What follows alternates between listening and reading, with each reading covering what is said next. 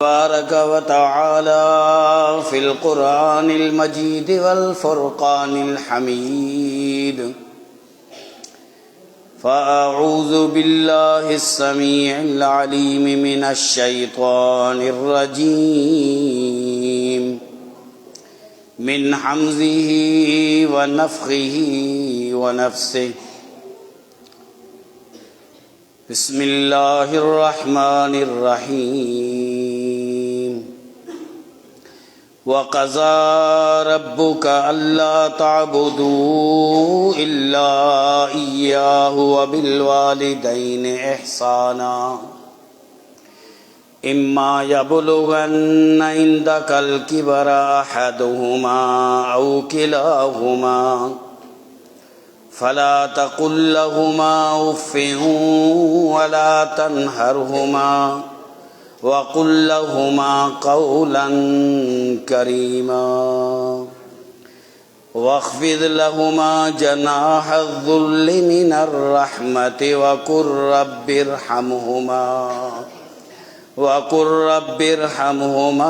कमा रब्बयानी सग़ीरा।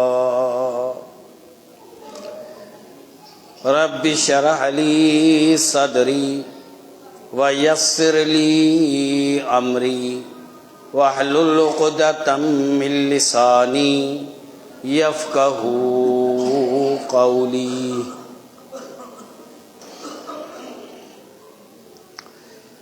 तमाम तारीफ़ों, तमाम तस्बीहात, तहलीलात, तहमीदात, तकबीरात अल्लाह रब्बुल इज़्ज़त जे लाए जो कुल कायनात जो खालिक मालिक पालनहार परवरदिगार वहदहू ला शरीका है। दुरूद और सलाम ला तादाद सलातों रहमतों खुसूसन इमाम कायनात खातमुल अंबिया वल मुरसलीन रहमतुल लिल आलमीन जनाब हज़रत मुहम्मदुर रसूलुल्लाह सल्लल्लाहु अलैहि व आलिहि वसल्लम जिनजे ज़ात अक़दस ते अल्लाहुम्मा सल्लि व सल्लिम अला नबिय्यिना मुहम्मदिन सल्लल्लाहु अलैहि व आलिहि वसल्लम। बिरादरान इस्लाम, कुरान करीम मां सूरत असरा जी एक ब आयत मूं तिलावत कई। इन आयतुन में अल्लाह रब्बुल आलमीन सब खां पहिरीं पंहिंजी इबादत जो हुकुम फरमायो आहे ऐं उन खां बाद में हिन दुनिया जे अंदर सब खां वधीक जिनके अहमियत ॾिनी वई, जिन सां बेहतर हुस्न सुलूक हलणो आहे, उहा वालिदैन जी हैसियत अल्लाह ताला ज़िक्र कई। माउ पीउ जो मकाम, उन्हनि जो दर्जो, उन्हनि जूं बुलंदियूं, केतिरे क़दर अल्लाह उन्हनि जी इज़्ज़त रखी आहे औलाद वटि। ऐं उन्हनि जे लाइ दुआ घुरण, उन्हनि जे अॻियां आजिज़ी करण, उन्हनि जे अॻियां निवड़त ऐं इंकिसारी सां बीहण, उन जो सारो ज़िक्र अल्लाह ताला इन्हनि आयतुनि में कयो। हर इंसान शादी करण खां बाद में इहो ई सोचींदो आहे अल्लाह ताला मूंखे औलाद ॾे, ऐं औलाद बि सालिह औलाद जी दुआ घुरे। अल्लाह ताला सालिह औलाद अता करे। नाफरमान औलाद माइट जे लाइ, वालिदैन जे लाइ तकलीफ़ ॾियण आहे। फरमान बरदार साले औलाद खुश नसीब सआदतमंद उहे रिश्तेदार यानी उहे वालिदैन जिन जो औलाद साले होजे। कुरान करीम में असां अंबिया किराम जो दुआऊं ॾिसूं, उन्हनि बि औलाद जी तमन्ना कई, पर औलाद जी तलब में, दुआ घुरण में हर हिकु इहे अल्फाज चया, ऐं रब असांजा असांखे औलाद ॾे, सालेह औलाद ॾे। यानी हर आइब खां बि उनखे बचा ऐं दुनिया में अचे, नाफरमानी खां बि उनखे बचा, दीन ऐं इस्लाम ते पाबंद रहे, वालिदैन जो फरमान बरदार रहे, वालिदैन जे अखियुनि जो ठार हुजे। नाफरमान औलाद खां उन्हनि बि पनाह घुरी हुई। अल्लाह ताला कुरान करीम में हज़रत इब्राहिम अलैहिस्सलाम जे बारे में फरमायो, औलाद कोन्हे, हिजरत थो करे, उन हिजरत जे सफ़र में दुआ थो घुरे। वक़ाल इन्नी ज़ाहिबुन इला रब्बी सयहदीन रब्बे हबली मिनस सालिहीन। ऐ रब मुझा मूंखे साले औलाद ॾे, साले फरमान बरदार औलाद अता कर। हज़रत इब्राहिम अलैहिस्सलाम जी या दुआ आहे, ईअं न त औलाद मिली वियो उन खां पोइ औलाद जे लाइ दुआ घुरण ई छॾे ॾिनऊं, न, पंहिंजो औलाद बि मिलियो उन जे लाइ बि दुआ घुरियऊं, ऐं जंहिंमां पाण पैदा थिया वालिदैन जे लाइ बि दुआ जा अल्फाज अचनि था।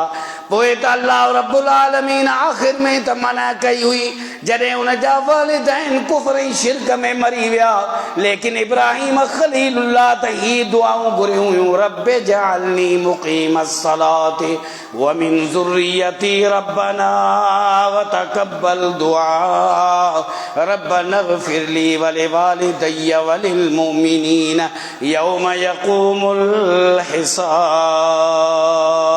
रब मुझा मूंखे निमाज़ जो पाबंद बना।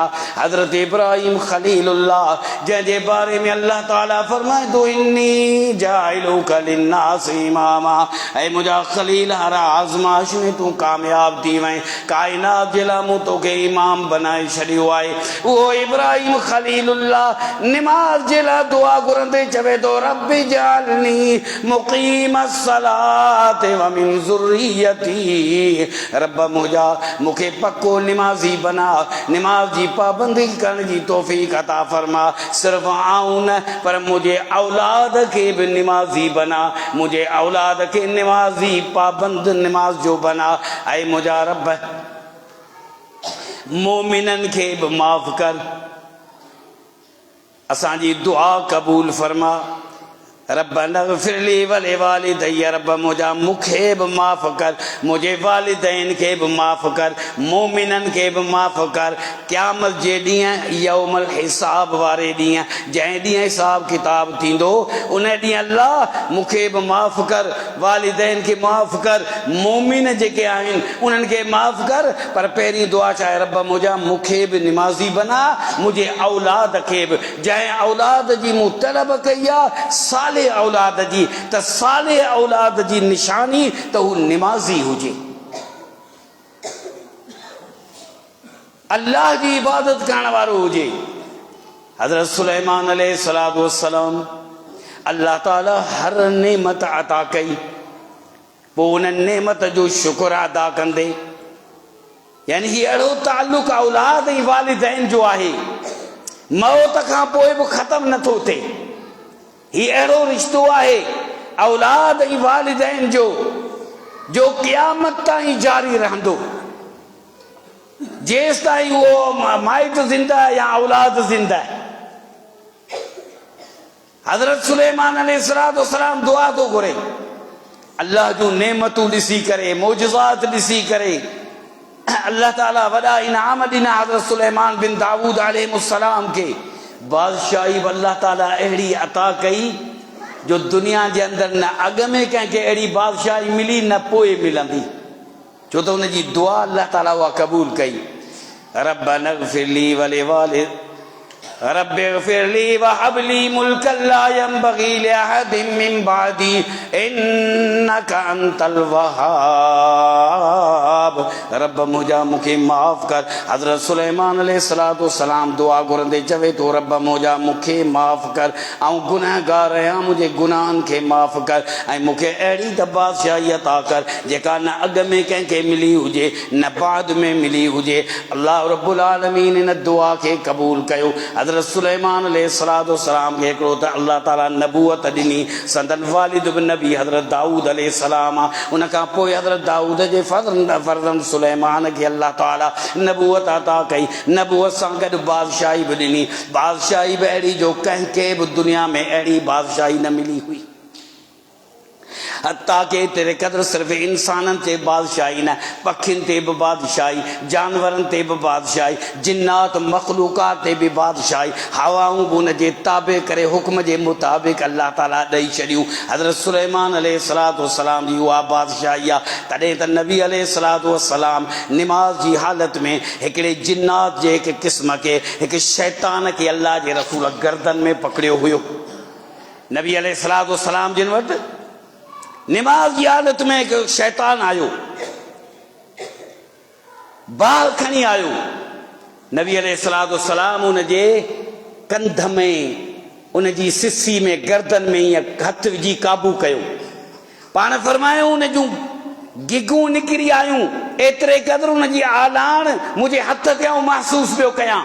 पर पाण फरमायो मुंहिंजे भाउ सुलेमान जी दुआ हुई जंहिंजे वजह सां मूं हुनखे छॾे ॾिनो, न त आऊं मस्जिद नबवी जे थंभ सां हिनखे ॿधी छॾिया हा, मदीने जा ॿार हिन सां खेॾीनि हा। पर अल्लाह जे रसूल फरमायो हज़रत सुलेमान जी दुआ हुई, ऐं अल्लाह अहिड़ी बादशाही न अॻ में कंहिंखे ॾे न बाद में ॾे, इन करे उनखे मूं ॿधो न आहे, न त आऊं उनखे ॿधी छॾिया हा। अल्लाह जे रसूल बि इहो ख़्यालु कयो। जेके चवंदा न असां जिन्नात खे मुअक्किलात था बनायूं, वज़ीफ़ा पढ़ी चिल्ला काटे ऐं इहे जिन्नात असांजे ताबे आहिनि, उहे मुअक्किलात आहिनि, इहे गैर इस्लामी अमल आहे। इजाज़त न आहे कि जिन्नात खे क़ैद करनि। इहे वज़ाइफ़ ऐं जिन्नात खे पंहिंजो मुवक्किल बनाइनि, मुवक्किल कोन आहिनि, दोखो था ॾियनि, अॻिते हली दोखो ॾींदा। कॾहिं बि शैतान हिन जे लाइ सचो न थींदो। हिकिड़ो त जेको माण्हू चयो क़ुरान पढ़ी जिन्नात खे क़ाबू थो कयां, उहो त ग़लति आहे। क़ुरान पढ़ी कॾहिं बि मुस्लमान जिन हिन जे हथ में न ईंदो, यानी हिन जो मुवक्किल, हिन जे हुक्म जो पाबंद, हिन जो ग़ुलाम कॾहिं बि मुस्लमान जिन न थींदो। अगरि हूंदो त गैर मुस्लिम हूंदो त को मुशरिक जिन हूंदो। त अहिड़े नमूने सां हज़रत सुलेमान अलैहिस्सलाम खे अल्लाह ताला इहो अख्तियार ॾिनो त उनजे क़ैद में रहनि या क़ाबू रहनि, बाक़ी ॿिए कंहिंखे बि इहा इजाज़त कान्हे का।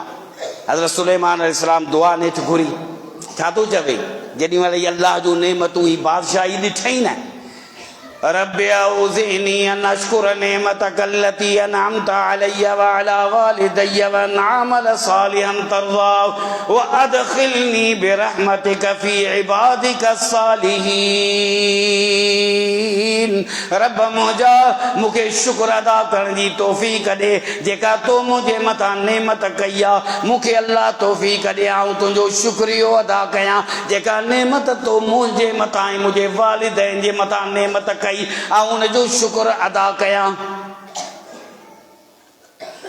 उन शुक्र अदा करण जे अलावा अमल सालिहा, ऐं नेक अमल कयां, सालिह अमल कयां। इहो आहे अल्लाह ताला जो शुक्र कर। मुंहिंजा अल्लाह मूंखे औलाद ॾे, मुंहिंजे औलाद खे सालिह बना। ऐं मुंहिंजा अल्लाह शुक्र अदा कयां त आऊं तुंहिंजे लाइ इबादत कयां, नेक अमल कयां, सालिह अमल कयां। वअदखिलनी बिरहमतिक फी इबादिक सालिहीन, ऐं मुंहिंजा अल्लाह मूंखे सालिहीन बाननि में शामिल फरमा। हज़रत सुलेमान अलैहिस्सलाम जी छा हैसियत मक़ाम आहे, नबी आहे। अल्लाह ताला हर शइ नेमत ॾेई छॾी, पर पोइ बि दुआ इहा, ऐं मुंहिंजा अल्लाह मुंहिंजे गुनाहनि खे बि माफ़ कर, ऐं मुंहिंजा अल्लाह तुंहिंजे शुक्र अदा करण जी मूंखे तौफ़ीक़ अता फरमा, ऐं मुंहिंजा अल्लाह मूंखे सालिह बना, ऐं मुंहिंजा अल्लाह मूंखे सालिहीन जेके बाना आहिनि उन्हनि में शामिल कर। अल्लाह ताला इहा दुआ क़बूल कई। हज़रत सुलेमान अलैहिस्सलाम जी दुआऊं ॾिसो त हर दुआ में पंहिंजे वालिदैन खे यादि करणु, रब मुंहिंजा जेका नेमत तो मूं ते कई ऐं मुंहिंजे वालिदैन ते कई, ऐं उनजो शुक्रियो अदा कयां। क़ुरान करीम जूं जेके आयतूं मूं पढ़ियूं इन में अल्लाह ताला वालिदैन जो हिकिड़ो मक़ाम ज़िक्र कयो आहे। पहिरीं ॻाल्हि त औलाद जी तमन्ना रखण वारो सालिह औलाद जी दुआ घुरे, ऐं हमेशह पोइ दुआनि में उनखे यादि रखंदो रहे, ईअं न त पोइ विसारे छॾे उन्हनि खे। पोइ जॾहिं असांजी इहा हालत हूंदी आहे उहो ई औलाद असांजो नाफ़रमान थींदो आहे, उहो ई औलाद सिधे रस्ते खां हटी वेंदो आहे। पर जेकॾहिं वालिदैन ख़ुदि अमल सालिह करण वारा हुजनि ऐं दुआऊं घुरंदा रहनि त अल्लाह ताला नेठि दुआउनि खे क़बूल करण वारो आहे। अल्लाह ताला क़ुरान करीम में फरमाए थो सूरत अहकाफ में, ववस्सैनल इंसान बिवालिदैहि इहसाना हमलतहु उम्मुहु वहनन अला वहनिन वफिसालुहु फी आमैन अनिश्कुर ली वलिवालिदैक वइलैयल मसीर। ववस्सैनल इंसान बिवालिदैहि इहसाना हमलतहु उम्मुहु वहनन अला वहनिन वफिसालुहु फी आमैन अनिश्कुर ली वलिवालिदैक वइलैयल मसीर। अल्लाह रब्बुल आलमीन फरमाए थो असां वसियत कई, असां हुकुम कयो आहे औलाद खे त वालिदैन सां हुस्ने सलूक हले, वालिदैन सां हुस्ने सलूक हले, बेहतरीन तरीक़ो अख्तियार करे, वालिदैन जी फरमान बरदार थिए। उहा उनजी अमड़, उहा उनजी माउ जेका उनखे तकलीफ़ में खणे थी, पंहिंजे पेट में बि तकलीफ़ में सांढे थी, ऐं खीर पीआरण जे टाइम ते बि तकलीफ़ूं बर्दाश्त करे थी। तक़रीबन 30 महीना उन पंहिंजे ॿार जे तकलीफ़ में गुज़ारे थी। 30 महीना यानी इन में खीर पीआरण वारी मुद्दत बि अल्लाह ताला शामिल कई आहे। त ईअं न सम्झो त सिर्फ़ माउ तकलीफ़ जा 9 महीना थी ॾिसे, न, अल्लाह फरमाए थो इहा अमड़ अथव, इहा माउ अथव, जीअं तूं उनजे पेट में अल्लाह तोखे पैदा कयो आहे, उन वक़्त खां वठी 30 महीना जेके तकलीफ़ुनि वारा आहिनि, खीर माउ पीआरे थी, पंहिंजूं निडूं आराम सुकून ख़तम थी करे उन औलाद जे लाइ फरमाई 30 महीना उहा माउ उनखे तकलीफ़ में थी खणे।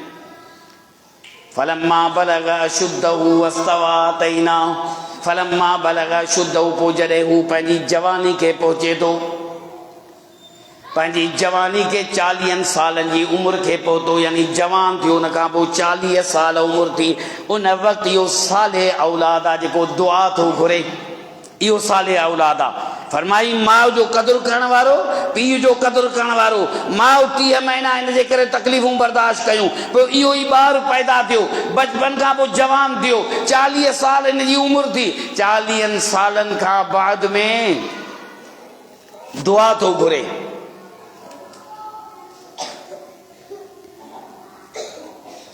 अब सब ख़त्म कयूं बयान, शाम टाइम तो काफ़ी थी वियो आहे। 4:15 बजे नमाज़।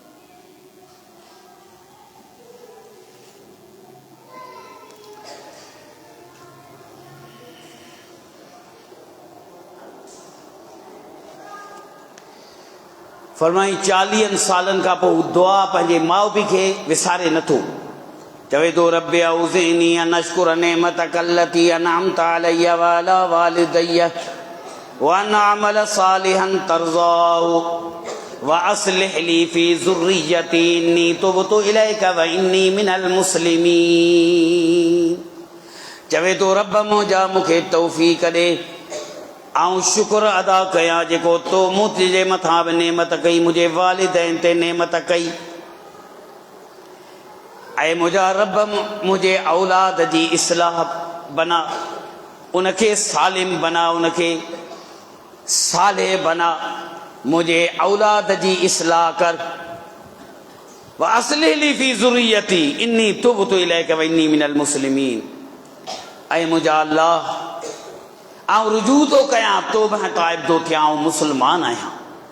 इहो साले औलाद आहे जेको ज़िंदगी ताईं पंहिंजे वालिदैन खे नथो विसारे, हर टाइम ते पंहिंजे दुआउनि में उन्हनि खे यादि थो रखे। व अस्लिह ली फी ज़ुर्रियती, इहे उहे अल्फाज़ आहिनि। अॼु इन्हनि खां सवाइ ॿियो को बि रस्तो हिन दौर में कोन्हे को। पंहिंजे औलाद जी इस्लाह जे लाइ, औलाद खे सुधारण जे लाइ बसि इहे ई अल्फाज़, इहे ई कलिमात असांजे लाइ बचा आहिनि। व अस्लिह ली फी ज़ुर्रियती, न त एतिरो त औलाद भटकी वियो आहे, अहिड़ियूं फितने वारियूं शयूं अची वयूं आहिनि असां वटि, जंहिंजे करे असां पंहिंजे औलाद जी केतिरी बि तरबियत कयूं पर तरबियत नथा करे सघूं। औलाद खे बिगाड़ण जे लाइ असांजे घर जे अंदरि उहे शयूं ऐं शैतान मौजूद आहिनि। 24 कलाक मोबाइल हथ में आहे, 24 कलाक बेहयाई ऐं बुछड़ाई मासूम ॿार ॾिसंदो रहियो, हता के एतिरे क़दुरु जो जे राति जो सुम्हण जे टाइम ते बि निंड ख़तम थी वई, सॼी राति मोबाइल ते वेठो आहे, ॾिसंदो पियो रहे। माइट खे का ख़बर कान्हे का, मथां खां चादर पई आहे, रज़ाई पई आहे, कंबल पियो आहे, अंदरि छा ॾिसी रहियो आहे, छा ॿुधी रहियो आहे, का बि ख़बर कान्हे। सॼी राति शैतान हुनखे बर्बाद कंदो रहे पियो। मूंखे ॿुधायो इन खां वधीक ॿियो दुश्मन केरु थींदो? जंहिं जगह ते न उस्ताद का तरबियत थो करे सघे, न वालिदैन जो को वस थो लगे, बस इहे ई कलिमात, या अल्लाह व अस्लिह ली फी ज़ुर्रियती, मुझे औलाद जी इस्लाह कर, मुझे औलाद के शैताननि खां बचा, शैतान जे शरारत खां बचा, इंसान जे शरारत खां बचा, हासिदीन जे हसद खां बचा, साहिरीन जे सिहर खां बचा, मुशरिकन जे शिरक खां बचा, मुनाफिकीन जे निफाक खां बचा। व अस्लिह ली फी ज़ुर्रियती, ऐ अल्लाह मुझे औलाद के सुधार। बस यही कलिमात, यही दुआऊं अल्लाह कबूल कंदो, न त को हल ई न आहे, को रस्तो ई न निकितो आहे। एतिरे क़दुरु बेहयाई बुछड़ाई पखड़िजी वई। वक़ज़ा रब्बुका अल्ला ताबुदू इल्ला इय्याहु व बिल वालिदैनि इहसाना इम्मा यबलुगन्न इंदकल किबरा अहदुहुमा औ किलाहुमा फला तकुल लहुमा उफ़्फिन वला तनहरहुमा वकुल लहुमा कौलन करीमा। तुंहिंजे रब इहो हुकुम कयो आहे, तुंहिंजे रब इहो फ़ैसिलो करे छॾियो आहे त सिर्फ़ु उन हिकु अल्लाह जी इबादत कबी, उन जी इबादत करणी आहे, वालिदैन सां हुस्न सलूक हलणो आहे। इम्मा यबलुगन्न इंदकल किबरा अहदहुमा, जॾहिं तव्हांजा वालिदैन माउ पीउ पोढ़ा थी वञनि, हालांकि ख़िदमत फरमान बरदारी त उन्हनि जे जवानी में बि करणी आहे। जे वालिदैन जवान आहिनि पोइ बि अल्लाह फरमाए थो उन्हनि खे उफ़ न चओ, उन्हनि जी नाफ़रमानी न कयो, उन्हनि जी फरमान बरदारी कयो। पर ॾिसो जॾहिं पोढ़ा थी विया, पीरासन थी विया, तव्हांजे अॻियां हू मजबूर थी विया, अल्लाह ताला फरमाए थो त हाणे त तव्हांजी वॾी आज़माइशी इम्तिहान आहे। छो त ई वालिदैन जो टाइम उहो अची चुको आहे, पीरासनी जे लिहाज़ सां बीमार बि थींदा, तकलीफ़ बि उन्हनि खे ईंदी, बार बार तव्हांखे सॾींदा, बार बार तव्हांखे सॾु कंदा, हर टाइम ते तव्हां परेशान हूंदव। लेकिन यादि रखिजो त तव्हांजे इम्तिहान जो टाइम इहो आहे। इन टाइम ते बेज़ारी न ॾेखारिजो, इन टाइम ते कॾहिं बेज़ार न थिजो, इन टाइम ते सबर न छॾिजो, इन टाइम ते पंहिंजे मुंहं खे न घुंजाइजो। उफ़्फ़िन वला तनहरहुमा, हर टाइम ते तव्हां उन्हनि जी फरमान बरदारी कजो, हता के बेज़ार थी उन्हनि खे उफ़ बि न चइजो, उफ़ एतिरा अल्फाज़ बि न चइजो। भले सॼी ज़िंदगी जेतिरी उन्हनि जी ज़िंदगी आहे, पीरासन थी विया, पोढ़ा थी विया, पर यादि रखिजो अल्लाह ताला इहो फ़ैसिलो करे छॾियो आहे, तव्हां औलाद उन्हनि जा फरमान बरदार रहंदव, कॾहिं उन्हनि खे उफ़ न चवंदव। जॾहिं हू पीरासनी जे टाइम ते वॾी उमिरि में पहुचंदा, तव्हांजी आज़माइशी इम्तिहान उतां खां शुरू थींदो। त केरु आहे जेको पंहिंजे वालिदैन जी ख़िदमत करण वारो ऐं उन्हनि जो फरमान बरदार। वालिदैन जे ख़िदमत में अल्लाह साईं अल्लाह रब्बुल आलमीन उन औलाद खे जन्नत नसीब थो करे जेको पंहिंजे वालिदैन जी ख़िदमत करे। सब खां पहिरीं त अल्लाह ताला जा हक़ अदा करे, अल्लाह जी इबादत, अल्लाह जे हुक्म जो पाबंद रही, पोइ वालिदैन जी ख़िदमत करे, फरमान बरदार हुजे। इन खां वधीक ॿियो को अहिड़ो अमल नज़र नथो अचे जंहिं अमल सां अल्लाह खे उहो माण्हू वेझो थिए। इहो अमल आहे वालिदैन जी ख़िदमत। इमाम बुखारी रहमतुल्लाह अलैहि अल अदबुल मुफ़रद में हदीस के ज़िक्र कयो। तेसलह बिन मयास अहले नजद जो ही शख्स चवे थो त आऊं नजद जे सहाबा सां गॾु हुयसि। हज़रत अब्दुल्लाह बिन उमर रज़ी अल्लाह अन्हुमा असांजे जमायत में गॾु शरीक आहे, यानी उन जगह ते जंहिं जगह ते असां मौजूद आहियूं सहाबा किरामनि, त आऊं बि उन्हनि में आयसि। उन सहाबा किराम सां मुलाक़ात थी जंहिंमें अब्दुल्लाह बिन उमर रज़ी अल्लाह अन्हुमा खां मूं हिकिड़ो सवाल कयो। सवाल ही हुयो, ऐं अब्दुल्लाह कुझु मूंखां गुनाह थिया आहिनि, आऊं सम्झां थो त इहे कबीरनि गुनाहनि में शामिल आहिनि, जेके कबाइर गुनाह वॾे में वॾा उन्हनि में इहे शामिल गुनाह आहिनि। आऊं त तसवुर ईअं थो कयां। हज़रत अब्दुल्लाह बिन उमर रज़ी अल्लाह ताला अन्हु फरमायो, ॿुधा त उहे कहिड़ा गुनाह आहिनि।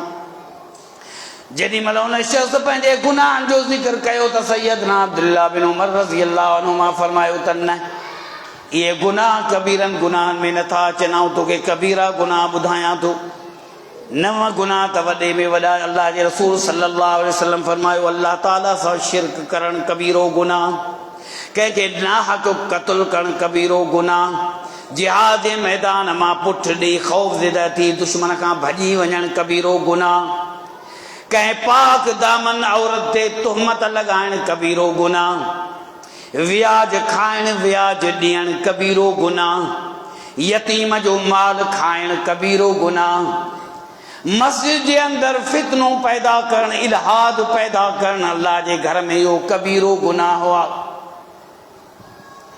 जादू करणु, सिहर करणु, जादू करणु या ॿिए कंहिंजे लाइ जादू कराइणु, इहो बि कबीरो गुनाह हुआ।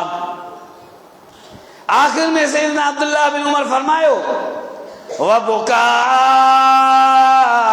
वालिदैन मिनल उकूक, वालिदैन जी नाफरमानी करणु, एतिरे क़दुरु पंहिंजे माउ पीउ खे सताइण जो माउ पीउ आख़िर में रोई था ॾियनि, इहो कबीरनि में कबीरो वॾे में वॾो गुनाह हुआ।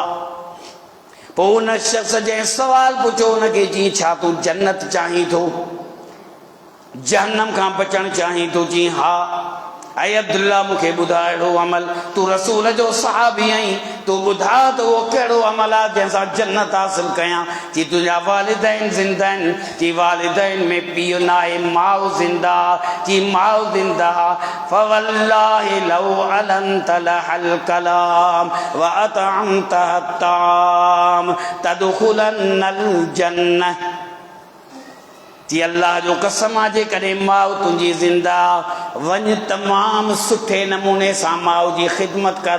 जेॾी महिल ॻाल्हाई त सुहिणे अंदाज़ में, मिठे अल्फाज़नि में, तमामु बहितरीन नरम लहजे में माउ जे अॻियां अदब सां ॻाल्हाइजांइ, पंहिंजी अमल खे खाधो खाराइजांइ। जेॾी महिल बि उन खां हाल अहवाल वटि, जेॾी महिल बुख जी दां करे उनखे खाधो खारा, वञ अल्लाह जी जन्नत में दाख़िल थी। वालिदैन जी ख़िदमत मां इहे फ़ाइदा आहिनि। उन्हनि मां को बि हिकु आहे त उनजी ख़िदमत कर, उन्हनि सां सुठे अंदाज़ में ॻाल्हा। कबीरनि गुनाहनि में इहो वॾो गुनाह अथई, जब बुकाल वालिदैन, माउ पीउ खे रुआणी, नबी अलैहिस्सलातु वस्सलाम जिन वटि हिकिड़ो सहाबी आयो आहे, हिजरत जे लाइ बेअत करण आयो आहे। अल्लाह जा रसूल सल्लल्लाहु अलैहि वसल्लम आऊं हिजरत करणु चाहियां थो, उन जे लाइ हाज़िर थियो आहियां त हिजरत ते तव्हां सां बेअत कयां। अल्लाह जे रसूल सल्लल्लाहु अलैहि वसल्लम जिन सां उहो बेअत करण खां अॻु में वरी ॿुधाए थो, या रसूल अल्लाह जेॾी महिल आऊं पंहिंजे घर मां आयुसि, मुंहिंजे वालिदैन खे ख़बर पई अल्लाह जे रसूल सल्लल्लाहु अलैहि वसल्लम जिन वटि बेअत करण वियो आहे हिजरत जे लाइ, असांजो घर छॾे वेंदो, ही इलाइक़ो छॾे वेंदो, ही ॻोठ ही वतन छॾे वेंदो। उन वक़्तु वालिदैन उन जे जुदाई में रोअंदा रहिया। अल्लाह जा रसूल पंहिंजे माउ पीउ खे रुआड़े आयो आहियां, पर अल्लाह जा रसूल बेअत करण आयो आहियां त हिजरत थो कयां। अल्लाह जे रसूल फरमायो न, वापसि वञ, जिन खे रुआड़े आयो आहियां वापसि खिलाए करे पोइ अच। जिन खे रुआड़े आयो ई न, हाणे वञ अहिड़ो अमल कर, अहिड़ो उन्हनि खे राज़ी कर जो राज़ी थी वञनि, खिलंदा रहनि, पोइ तोसां बेअत आऊं कंदुसि, पोइ तूं हिजरत कजां। ही पहिरीं हिजरत में शामिल न आहे, उन में त कंहिंजो क़ैद कोन्हे। वालिदैन काफ़रनि, रोहंदा रहनि, लेकिन हिजरत करणी आहे, उहो पहिरियों हुकुम न, ही बाद जो आहे, जंहिंमें एतिरी सख़्ती कान हुई। अल्लाह जे रसूल फरमायो पर वञ, माउ पीउ खे रुआड़े आयो आहीं त पहिरीं तूं वञ, उन्हनि खे राज़ी करे आ। नबी अलैहिस्सलातु वस्सलाम केतिरे क़दुरु नसीहतूं कयूं त वालिदैन खे राज़ी रखो, वालिदैन जी फरमान बरदारी कयो। हज़रत अवैस करनी रहमतुल्लाह अलैह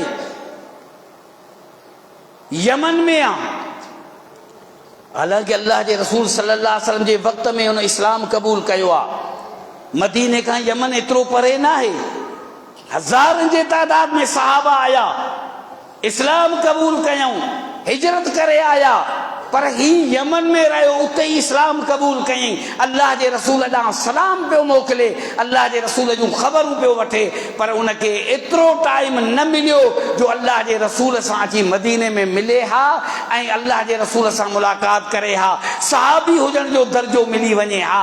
लेकिन मजबूरी कहिड़ी हुई? मजबूरी अमर जी ख़िदमत हुई, माउ जी ख़िदमत हुई, जंहिंजे करे अल्लाह जे रसूल सल्लल्लाहु अलैहि वसल्लम जिन को कावड़ जो इज़हार न कयो त ॿिया त अचनि पिया, हिजरत करे बि अचनि पिया, पंहिंजे वालिदैन खे वठी अचनि पिया, पर अवेस करनी पर पुटु ईमान त आंदो अथसि, पर मूंसां मुलाक़ात न कई अथसि। हालांकि अल्लाह जे रसूल जो मक़ाम छा आहे त पंहिंजी जान खां वधीक, वालिदैन खां वधीक, औलाद खां वधीक अल्लाह जे रसूल सां मोहबत करणी आहे। पर अल्लाह जे रसूल उनजे न पहुचण सां कावड़ न कई, गुस्सो न कयो।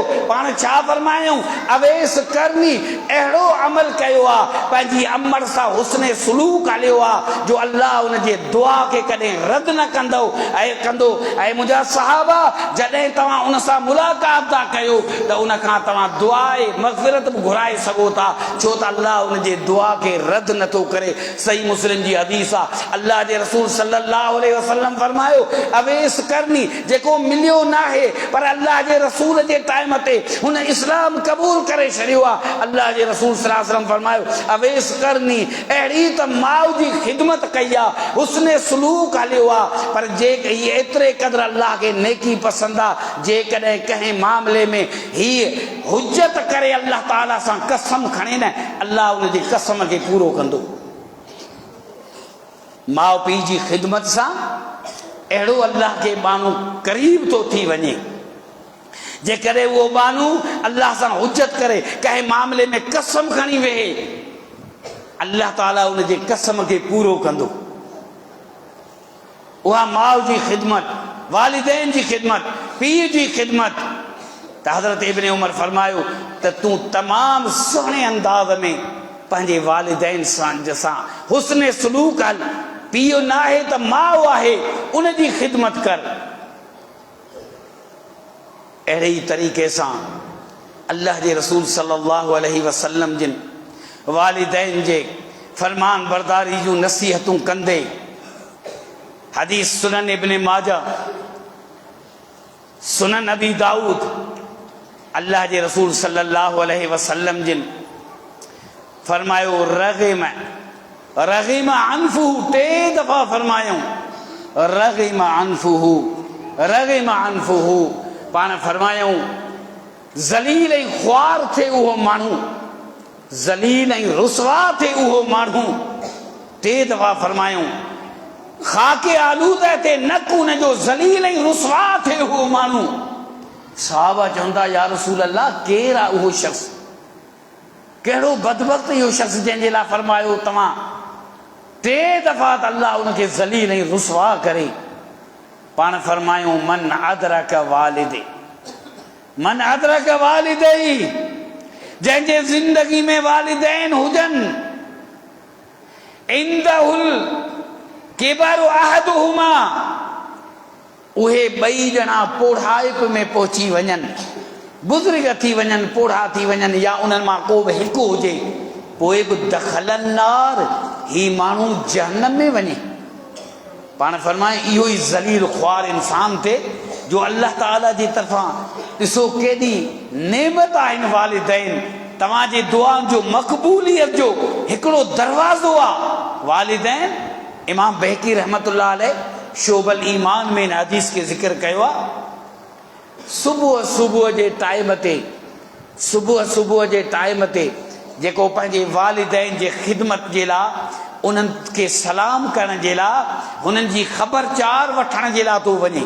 सुबुह थियो, हालांकि घर हिकिड़ो ई आहे, मुख़्तलिफ़ कमरा आहिनि, औलाद आहे अलॻि अलॻि कमरे में रहे थो, माउ पीउ अलॻि कमरे में रहनि था, पर इते जो बि हिते सुबुह जो फजर खां बाद में वञे, हुनखे इहो फ़िक्र हुजे त वालिदैन खां पुछां हुननि जी तबियत कहिड़ी आहे, हुननि खे कंहिं शइ जी ज़रूरत आहे। सुबुह जो जेॾी महिल वालिदैन वटि वञे थो ख़बरचार पुछण जे लाइ, अल्लाह जे रसूल फरमायो, साहबी फरमाए थो त उन जे लाइ अल्लाह ताला जन्नत जा 2 दरवाज़ा थो खोले। 2 दरवाज़ा जन्नत जा खुली था वञनि। ही वञे पियो पंहिंजे माउ पीउ खे सलाम कनि ऐं उन्हनि जी ख़बरचार वठण जे लाइ। पाण फरमाए उन्हनि मां अगरि को हिकिड़ो आहे, हिकिड़ो वफ़ात करे वियो, हिकु आहे, पाण फरमायूं पोइ बि जन्नत जो हिकिड़ो दरवाज़ो खुलियल आहे। पाण फरमायूं जेकॾहिं माउ पीउ उन ते नाराज़ आहिनि, पोइ ही शख़्स नथो वञे उन्हनि ॾे, या वञे थो त बि हू राज़ी अञा नथा थियनि।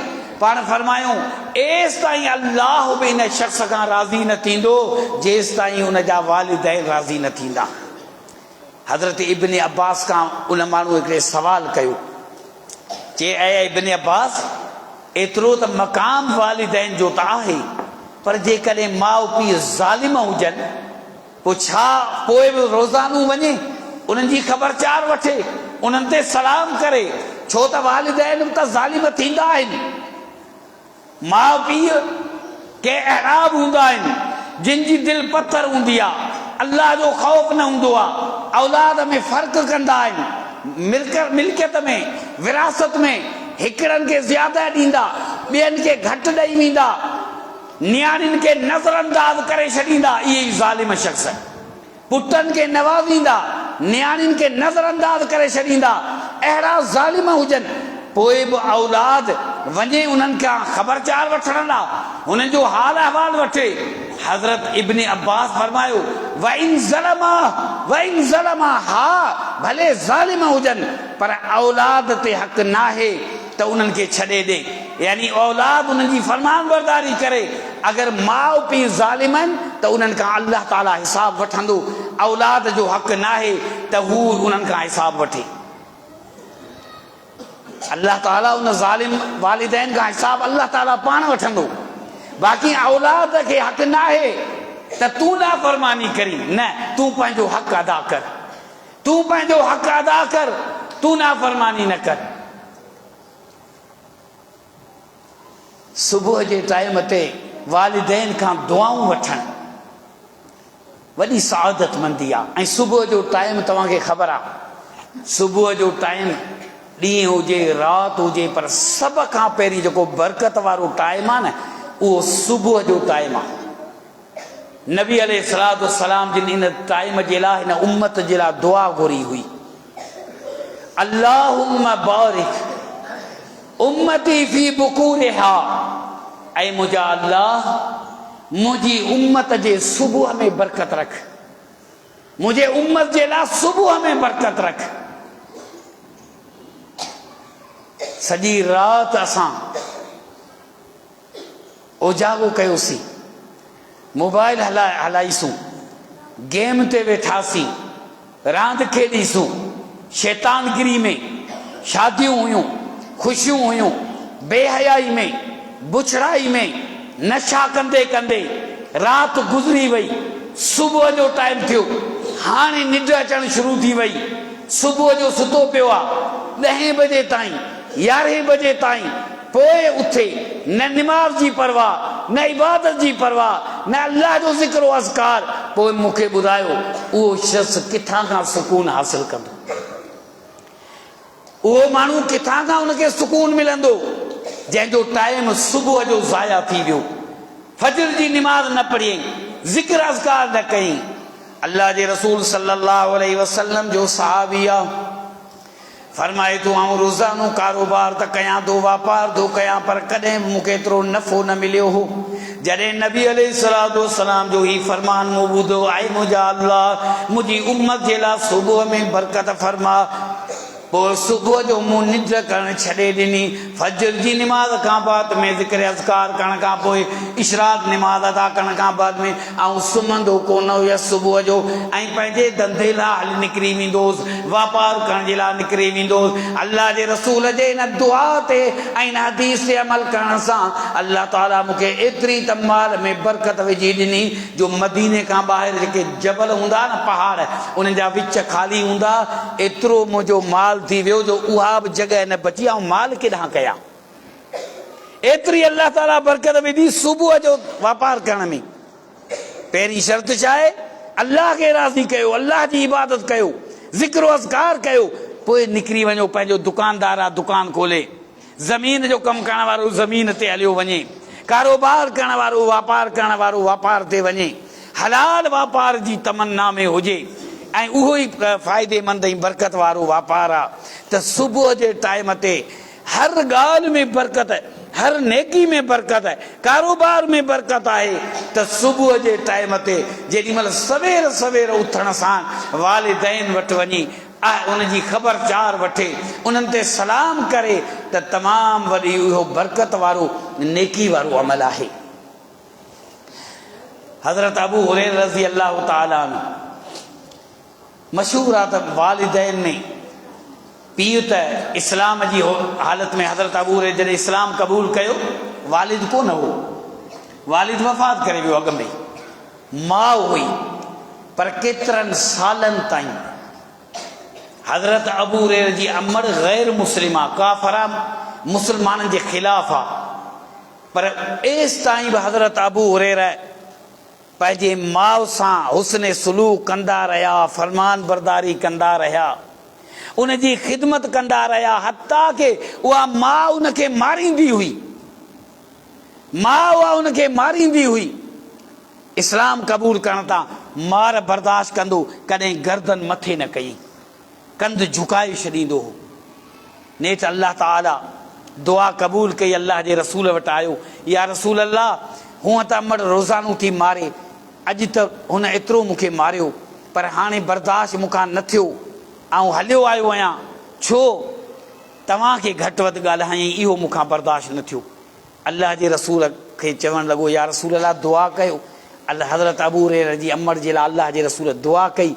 हज़रत अबू हुरैरा जल्दी घर ॾांहुं आयो, माउ गुस्ल करे रही आहे, उन वक़्तु पुट खे चई, पुट हल अल्लाह जे रसूल वटि ऐं इस्लाम थी क़बूल कयां।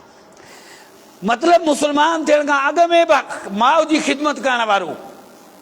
जे बारे में मदीने में जॾहिं गवर्नर हुयो मरवान बिन हकम, मरवान बिन हकम गवर्नर आहे, जॾहिं केॾांहुं वेंदो हो त पंहिंजो क़ाइम मक़ाम हज़रत अबू हुरैरा रज़ी अल्लाह अन्हु खे बनाए वेंदो हुयो। पंहिंजी जॻह ते हज़रत अबू हुरैरा खे चवंदो तूं क़ाइम मक़ाम गवर्नर आहीं। हज़रत अबू हुरैरा रज़ी अल्लाह ताला अन्हु उन वक़्त त वरी ज़ुल्हुलैफ़ा वेंदो हो, जिते उनजी रहण जी जॻह हुई, जिते गवर्नर जी ऑफिस हुई। हज़रत अबू हुरैरा उते वेंदो, उतां खां माउ परे थी वेंदी हुई। हज़रत अबू हुरैरा मुर्रा फरमाए थो, पर अबू हुरैरा रज़ी अल्लाह ताला अन्हु कॾहिं बि हाणे ज़िम्मेदारी कुझु ॾींहंनि जे लाइ थी वेंदी हुई, गवर्नर हूंदा हुआ, कंहिं कमकार सां वेंदा, पर एसि ताईं न वेंदा जेसि ताईं पंधु वञनि या सवारी ते वञनि, पंहिंजी अमर जे घर जे दरवाज़े ते बीहंदा, सभ खां पहिरीं चवंदा अस्सलामु अलैके या उम्मता व रहमतुल्लाहि व बरकातुहू। सलामती हुजे तो ते ऐं मुंहिंजी अमर, अल्लाह जूं रहमतूं हुजनि। उहा माउ जवाब में चवंदी व अलैके या बुनैया व रहमतुल्लाहि व बरकातुहू, तो ते बि अल्लाह जी सलामती हुजे ऐं मुंहिंजा पुट अल्लाह जूं रहमतूं हुजनि। हज़रत अबू हुरैरा उन वक़्तु छा वरी चवंदो, रहिमक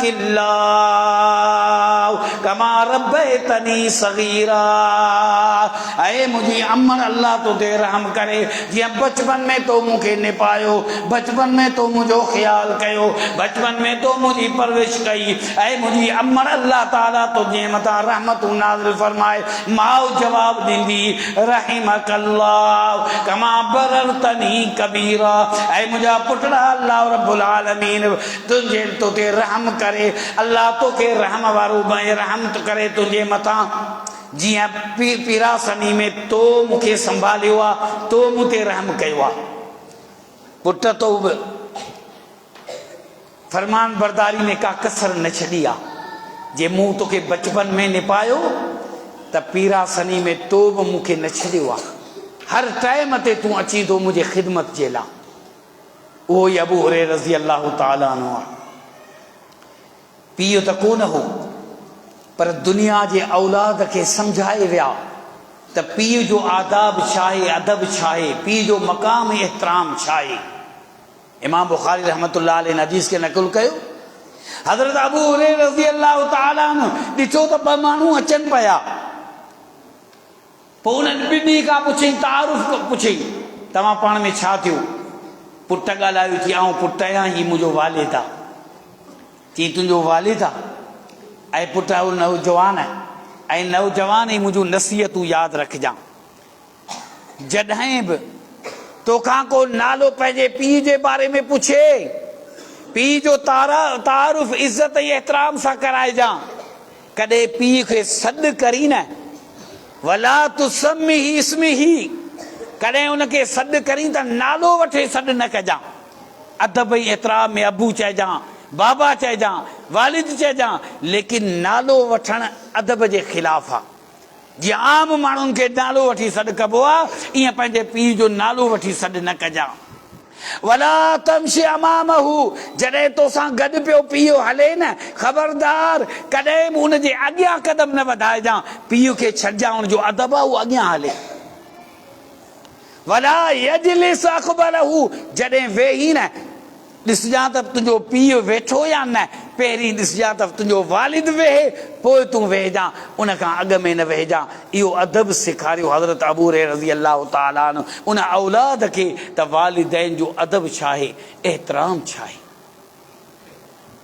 मुंहिंजा मुस्लमान भाइरो, टाइम बि काफ़ी थी चुको आहे, 5-6 मिंट सिर्फ़ु तव्हांजा वठंदुसि। हिकु मौज़ू त तवील उनवान आहे, लेकिन वक़्त जे लिहाज़ सां इहो ई काफ़ी आहे जेको कुझु असां बयानु कयो आहे। वालिदैन जी ख़िदमत करणु, उन्हनि जो एतिराम करणु, उन्हनि जे लाइ दुआ घुरणु, ऐं हता के एतिरे क़दुरु जेकॾहिं वालिदैन नाहिनि, वालिदैन नाहिनि त उन्हनि सां जेको ताल्लुक़ उन्हनि जो हो, वालिदा जी ताल्लुकात जे लिहाज़ सां, जीअं औरतूं उन जे क़रीब हूंदियूं हुयूं, जेके पाण फरमायूं उन्हनि सां हुस्न सलूक हलो, त तव्हांजे वालिदा जे क़रीब उहे औरतूं हुयूं त उन्हनि खे जसां बि हुस्न सलूक, उन्हनि जो बि अदब कयो, उन्हनि जो बि एतिराम कयो। पाण फरमायूं तव्हांजो वालिद जंहिंसां ताल्लुक़ उनजो हुयो, उन्हनि जो अदब कयो, उन्हनि जो बि एतिराम कयो। यानी सिर्फ़ु वालिदैन जो पंहिंजी जॻह ते, पर उन्हनि जो एतिरो त मक़ाम आहे, वालिदैन जो ताल्लुक़ जिन सां हुयो, तव्हां पंहिंजो उन्हनि सां ताल्लुक़ न टोड़ियो। हज़रत अब्दुल्लाह बिन उमर रज़ी अल्लाह ताला अन्हुमा, हदीस मुस्नद अहमद में, अब्दुल्लाह बिन मसूद, हज़रत अब्दुल्लाह बिन उमर रज़ी अल्लाह अन्हुमा सफ़र में वञी रहिया आहिनि, कुझु साथी बि गॾु आहिनि, सवारी ते सवार आहिनि। हिकिड़ो माण्हू रस्ते में मिलियो आहे, आराबी आहे, बदू आहे, बहराड़ी जो आहे। उन्हनि निहारे करे ॻाल्हायो, चई छा तूं उमर बिन ख़त्ताब जो फर्ज़ंद आहीं? हज़रत अब्दुल्लाह बिन उमर फरमायो, हा मुंहिंजो वालिद उमर बिन ख़त्ताब हुयो। जी तुझो वालिद मुझो दोस्त हुयो। हज़रत अब्दुल्ला बिन उमर फौरन सवारी तां लथो। अदब ऐं एहतराम में हज़रत उमर रज़ी अल्लाह अन्हु जे दोस्त सां मिलियो। का शइ कान्हे त तोहफ़े ऐं हदीअ में उनखे ॾे। जेका सवारी हुई गॾह ते सवार हुयो उहा सवारी उन वक़्तु क़ीमती हुई। उहा सवारी हज़रत उमर जे दोस्त खे ॾेई छॾी, उन बद्धू खे, उन आराबी खे। कपिड़े जे लिहाज़ सां त अञा बि हिनखे को तोहफ़ो ॾियां। का चादर वधीक कान हुई, पटको बदल हुयो, पगड़ी बदल हुई। उहो पगड़ी वारो पटको जेको हुयो उहो कपिड़ो हुनजे हज़रत उमर जे पंहिंजे वालिद जे दोस्त खे ॾेई छॾियईं। माण्हू चवण लॻा इब्न उमर ऐं अब्दुल्ला तो एतिरो कुझु ॾेई छॾियो आहे, इहा तुंहिंजी हिकिड़ी सवारी, इहा ई तुंहिंजी पगड़ी जेका चादर सां पटको बदल हुयो, तो हिनखे जेकॾहिं 2 दरहम ॾेई छॾी आहे त इहे ई काफ़ी आहे, हेतिरो ॾियण जी ज़रूरत छा हुई। हज़रत अब्दुल्ला बिन उमर जवाब में छा फरमायो? फरमाई ही आराबी आहे, बहराड़ी जो आहे, बद्धू आहे, इन जी हैसियत सां मूं हिनखे न ॾिनो आहे, पर जंहिंजी हैसियत सां मूं हिनखे ॾिनो आहे उहा हैसियत मुंहिंजे वालिद जी, उनजो दोस्त आहे। पोइ केरु बि आहे, ग़रीब आहे, मिसकीन आहे, बद्धू आहे, बहराड़ी जो आहे, पर मुंहिंजे वालिद जो चवे थो त उहो दोस्त आहे, त उन करे यादि रखजांइ। ऐं एतिराज़ करण वारा या चई थो त घटि हुन सां उसने सलूक हलो न। जेकॾहिं पंहिंजे वालिद जे दोस्त सां तव्हां क़तअ रहमी करे छॾी ऐं उन सां तालुकात न ॻंढींदव त मूंखे ख़तरो आहे तव्हांजे चेहरे जो नूर उजामी वेंदो। जेकॾहिं पंहिंजे वालिद जे वास्ते वारे सां तालुकात खे ख़तम कंदव, इहो ख़तरो आहे तव्हांजे चेहरे जो नूर ख़तम थी वेंदो। छो इहो मिसाल ॾिनो? ॿी हदीस मुस्नद अहमद में इहो हज़रत अब्दुल्ला बिन सलाम मिसाल ॾिनो हुयो। मस्जिद नबवी आया, मदीने जी का मस्जिद आहे। हज़रत सअद बिन उबादा ज़रकी थो चवे त आऊं वेठो आहियां मस्जिद में मदीने में, मूंसां गॾु अमर बिन उस्मान बि वेठो आहे।